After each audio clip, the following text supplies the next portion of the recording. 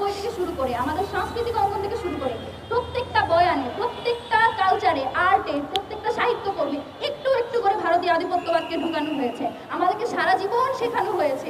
1947 সালে আমাদের হয়েছে দেশ ভাগ, ভারত থেকে আমরা ভাগ হয়েছি, ভারত আমাদের আদি দেশ, এই নেগেটিভ আমাদেরকে গেলানোর চেষ্টা করা হয়েছে। আপনারা আরও দেখেছেন বন্ধু রাষ্ট্রের কথা বলে, বন্ধু রাষ্ট্রের একটা নেগেটিভ দাঁড় করিয়ে কিভাবে বাংলাদেশের উপর দিনের পর দিন অসম সব চুক্তি, অসম সব পানি বন্টন বলেন, রপ্তানি বলেন, প্রত্যেক জায়গায় কিভাবে বাংলাদেশকে বঞ্চিত করা হয়েছে। এই জায়গাগুলো যারাই অ্যাড্রেস করতে পারতো, যারাই এই বিষয়গুলো নিয়ে কথা বলতো, তারা সব সময় আওয়ামী লীগের জন্য থ্রেট হয়ে থাকতো। আমরা বর্তমান সময়েও দেখি একটা গোষ্ঠী যারা ভারতীয় আধিপত্যবাদ নিয়ে কথা বলে, এই যে এই ধরনের নেগেটিভ বা বয়ান তৈরি করে বাংলাদেশের মানুষকে, যারা অ্যাপলিটিক্যাল, যারা এখন বড় হয়ে উঠছে, আস্তে আস্তে পলিটিক্যালি সচেতন হচ্ছে, তাদেরকেও এই যে অ্যাপলিটিক্যাল কিংবা পড়াশোনা নিয়ে খোঁটা দেওয়ার চেষ্টা করে। এটা শুধুমাত্র ঘটে যখনই কেউ ভারতীয় আধিপত্যবাদকে অ্যাড্রেস করে।